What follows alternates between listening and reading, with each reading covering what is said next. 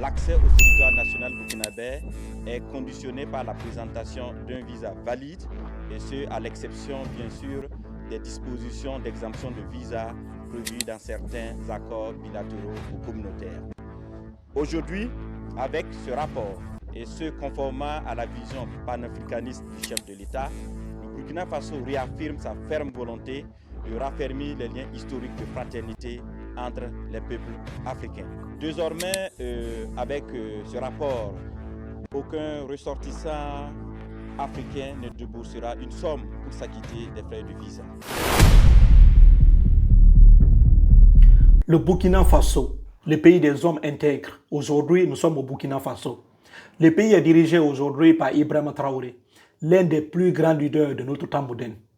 Ibrahima Traoré, il est tellement connu aujourd'hui. Partout où tu pars, on te demande, do you know Ibrahima Traoré? Tu pars aux États-Unis, c'est la même chose. Tu pars en France, en Angleterre, en Espagne, en Chine, en Inde, on te dit, do you know Ibrahima Traoré?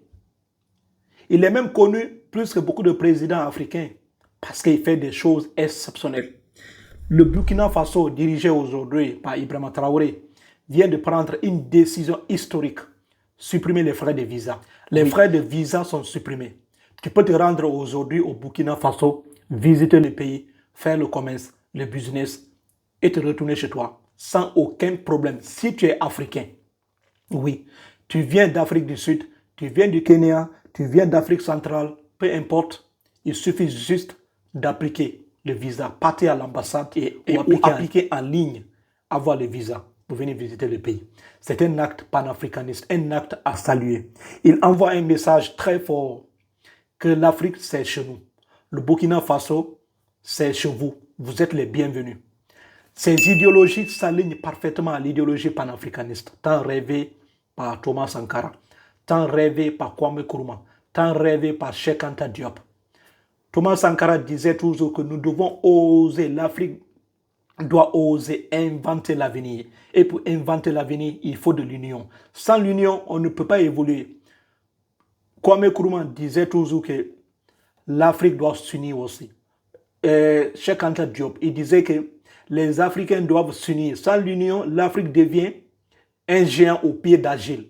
Oui, c'est ça, parce que sans l'union, on n'est rien. On voit souvent la puissance, mais rien du tout. On tombe très facilement parce qu'il n'y a pas d'union. Quand on parle de l'armée, il n'y a pas d'union. Économique aussi, il n'y a pas d'union. L'union africaine, moi-même, je me suis tout le temps demandé, qu'est-ce que les gens là font à Addis Abeba? Chaque jour, ce sont des réunions. Mais ces réunions-là, moi-même, je ne sais même pas ce que les gens là disent à l'intérieur de ces bâtiments. Moi, je n'ai jamais compris ça. Chaque fois, on les voit là-bas, mais on ne voit pas la réalité sur le terrain. D'autres vont dire qu'il y a beaucoup de progrès, mais ils sont trop lents. Oui, nos dirigeants sont trop lents. Il n'y a pas d'union militaire. Aujourd'hui, beaucoup de nations, tu vois l'Europe, il y a tellement d'alliances militaires. Tu vois maintenant ce que l'AES est en train de faire. Il y a maintenant l'alliance militaire. Tu attaques aujourd'hui l'AES, tu attaques aujourd'hui le Niger, le Mali va intervenir, le Burkina va intervenir. Tu attaques le Mali, c'est la même chose. C'est l'alliance là qui progresse un pays. Oui. Si vous avez des alliances, vous devenez très puissant. C'est ce qui se passe actuellement au pays. Le président burkinabé, en supprimant les frais de visa, ça facilite complètement les démarches administratives. Nous sommes vraiment fiers de voir aujourd'hui l'Afrique s'aligner parfaitement à l'idéologie panafricaniste. Historiquement, les cicatrices de la colonisation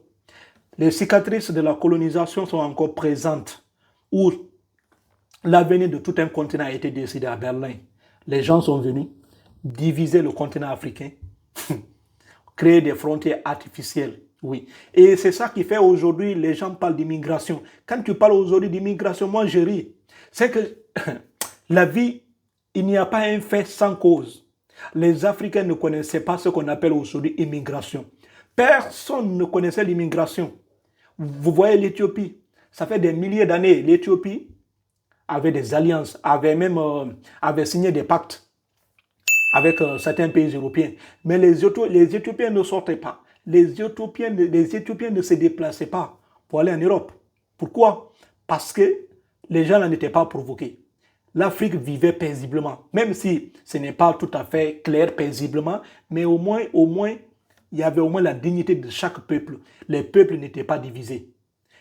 Mais qu'est-ce que le colon a fait? Diviser l'Afrique, sans même informer les Africains. On met des communautés qui sont incompatibles. Oui, des communautés qui ne parlent même pas la même langue, qui ne partagent pas la même culture. On vous met tous ensemble pour former un pays. Qu'est-ce qui se passe maintenant? Lorsque tu mets plusieurs communautés qui sont incompatibles, ça devient très difficile pour eux de se développer. Et aujourd'hui, les Européens sont tranquilles. Oui, ils sont tranquilles là-bas. Ils disent que les Africains sont incapables de se développer. C'est vrai, on est incapable, ça je suis d'accord. Mais comprenez aussi la cause réelle de ce qui arrive aux Africains. Les Africains sortent aujourd'hui pour aller chercher une meilleure vie ailleurs. Oui, parce que chez nous, ça ne va pas. Chez nous, il y a la division totale, la division religieuse, la division ethnique. Oui, il y a même des pays encore, on parle même de régions. Tant que tu viens de telle région, on te supporte. Il y a tellement de divisions en Afrique. Qui a créé ça? Ce sont les Blancs. Et les pays créent des frontières artificielles, diviser les ethnies. Aujourd'hui, tu pars au Niger. Le Niger est divisé, il y a les Hausa entre les deux côtés. Les Hausa sont au Niger et au Niger, un même peuple qu'on les a divisés. Au Mali et la Guinée, au Burkina Faso aussi et le Ghana, oui, Éthiopie aussi et la Somalie. Il y a beaucoup de peuples qui ont été divisés. Pour ça, pour te déplacer maintenant, on te demande même d'avoir un visa, un passeport. C'est de n'importe quoi. Ibrahima Traoré, en disant non et non à cette injustice, cela prouve vraiment que l'Afrique se réveille. L'Afrique se réveille. Parce que quand on est africain, on doit se déplacer librement dans notre continent. On n'a plus besoin d'avoir des papiers inutiles. Oui. Il suffit juste de contrôler. Le contrôle doit être fait. C'est tout. Laissez les gens circuler librement. En Europe, avec un seul passeport, avec une seule carte d'identité, tu peux visiter presque tous les pays de l'Union européenne. Tu as vu? Donc ça c'est un avantage réel en faisant cela.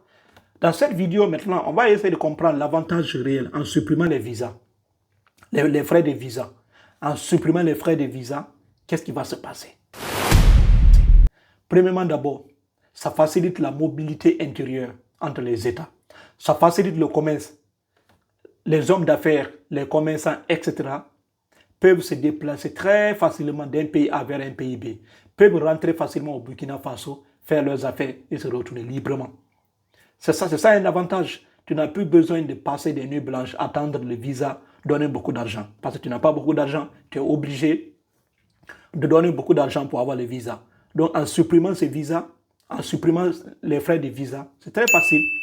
L'argent que tu aurais pu dépenser, tu gardes ça pour le prix de ton logement, etc. Donc c'est un avantage.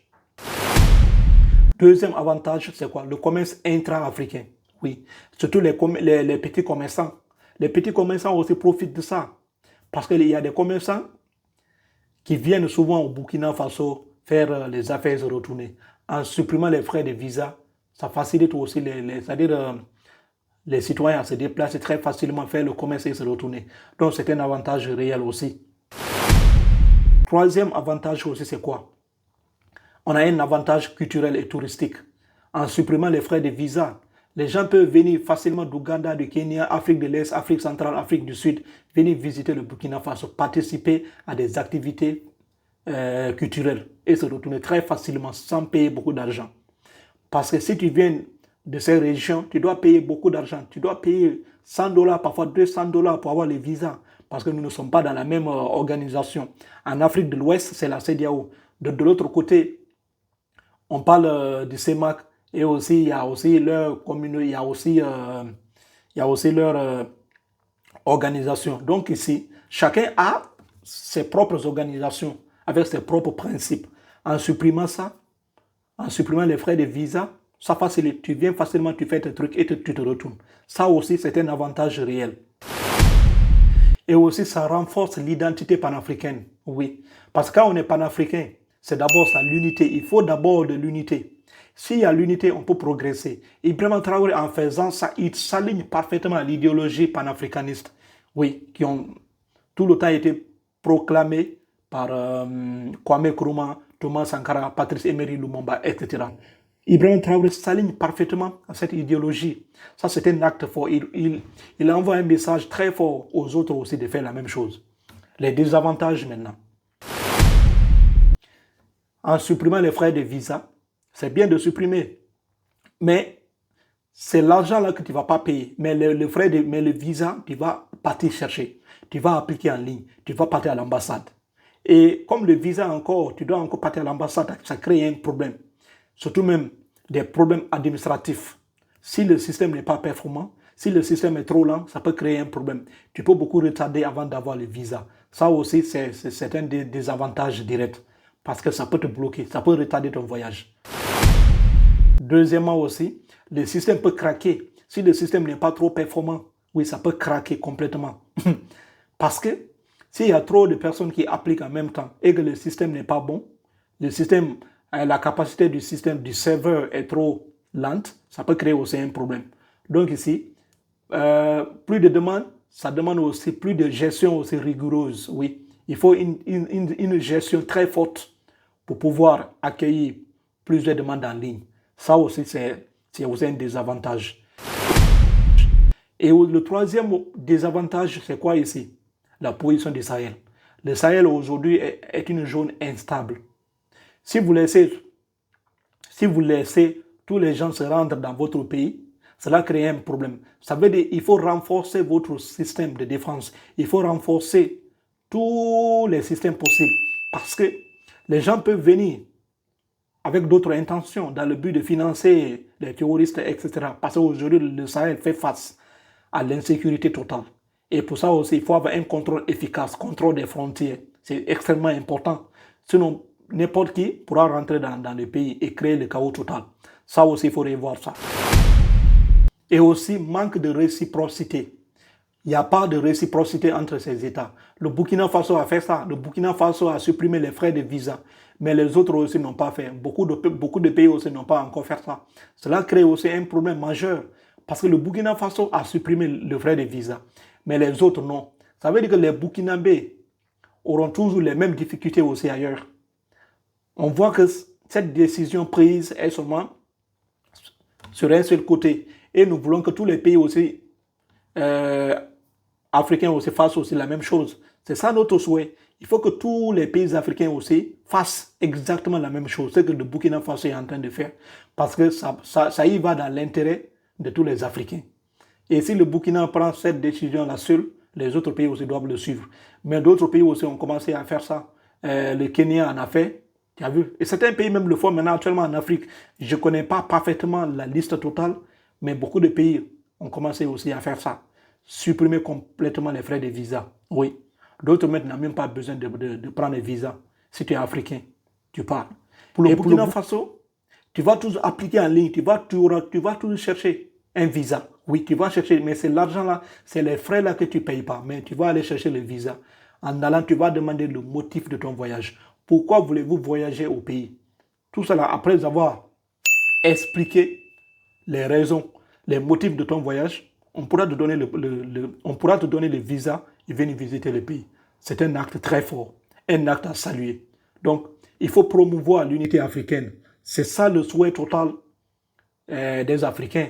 Parce qu'aujourd'hui, si tu pars dans beaucoup de pays africains, c'est tellement difficile de déplacer de l'Afrique de l'Ouest vers l'Afrique de l'Est. C'est difficile. Afrique du Sud, Afrique du Nord, Afrique du Sud, Afrique de l'Ouest, c'est difficile.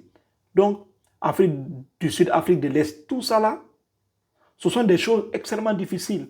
Parce que parfois même te déplacer même hors Afrique, quitter l'Afrique, aller en Europe, c'est plus facile que quitter un pays africain, aller dans un autre pays africain. Tu as vu?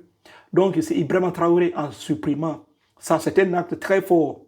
Oui, c'est un petit acte, mais c'est tout cela qui s'accumule, jusqu'à ce que l'Afrique se libère totalement. Oui, parce que c'est un processus qui est extrêmement long. D'autres pays aussi vont le suivre. Nous sommes dans cette idéologie panafricaniste.